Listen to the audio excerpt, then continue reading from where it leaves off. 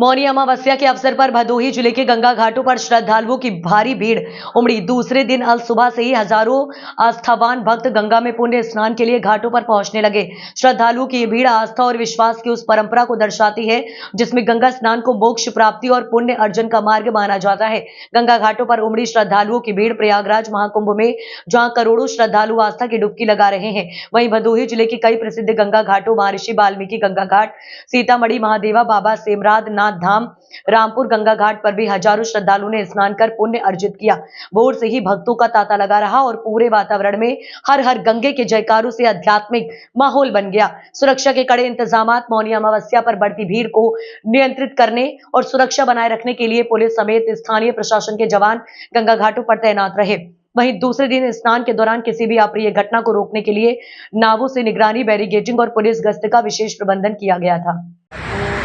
तो सुबह 2 बजे हमारे एसपी साहब के पास को फ़ोन आया इस बारे में कि अयोध्या प्रयागराज में भीड़ ज़्यादा हो रही है और हम लोगों को अपने यहाँ पे होल्डिंग एरिया का जो प्लान है उसको सक्रिय करना पड़ेगा। होल्डिंग एरिया की प्लानिंग हम लोगों ने 5 जगह पर कर रखी थी और सारी तैयारी पहले से थी। पहरे वगैरह बच चुके थे, वहाँ पर लोगों को रहने की व्यवस्था सब करी गई थी और 5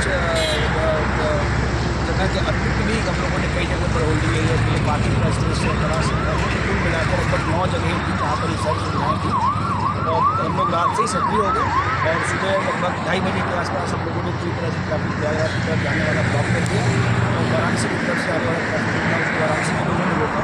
और हमारे यहाँ जो लोग रुके उस समय ठंड ज़्यादा थी तो लोगों ने अलाव की व्यवस्था भी करी और जैसे सुबह हुई तो पानी के लिए पीने के पानी के साथ साथ चाय और बिस्किट की व्यवस्था की गई और बहुत सारे जो हमारे समाज सेवी हैं उनकी भी मदद मिली और हम लोगों ने फिर उनको नाश्ता कराया, दोपहर का लंच कराया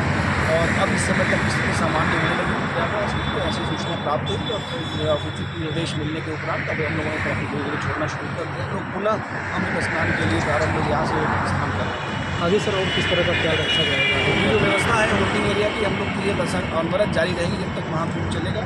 और वहाँ पर अगर भीड़ का दबाव बढ़ता है तो हम तत्काल अपने यहाँ पर व्यवस्था लागू करेंगे और लोगों को सुविधापूर्वक और सभी सुविधा के साथ हम उनको यहाँ रोकेंगे और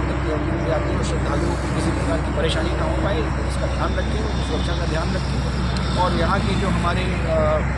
भदोही के निवासी हैं वो बहुत बढ़ चढ़ कर इसमें हिस्सा ले रहे हैं और हम लोगों की सेवा करते हुए उनको यहाँ रोकेंगे। उसका संचालन किया जा रहा है और क्या निरंतर रूप से आवागमन सुचारू रूप से शुरू कर दिया गया है या फिर बीच बीच में रोका भी जा रहा है? क्योंकि होल्डिंग एरिया का तात्पर्य ये है कि जब संख्या ज़्यादा बढ़ जाती है तो गंतव्य पे जो मेला स्थल है वहाँ पर स्थान इतना उपलब्ध हो जाए कि अन्य लोग वहाँ जा सकें तो उनको बीच बीच में रोका जाता है। ये एक प्रक्रिया है जो इसलिए की जाती है कि जिससे लोगों को असुविधा न हो और उन्हें ऐसे स्थान में रोका जाए जहाँ पर वो जितनी देर रुकेंगे उन्हें विभिन्न प्रकार के जो अपने आवश्यकता है उनकी पूर्ति हो सके, भोजन व्यवस्था हो सके, वहाँ पर शौचालय इत्यादि की व्यवस्था होती है और वाहनों के लिए पार्किंग उपलब्ध होती है। ये प्रयास ये रहता है कि वे लोग जहाँ पे भी रुके वहाँ उन्हें सुविधा प्राप्त हो और जब मूवमेंट करें तो फिर दोबारा ऐसे स्थान पर जाकर रुकें जहाँ पर पुनः उन्हें सुविधा प्राप्त हो अथवा अपने गंतव्य तक पहुँच सकें।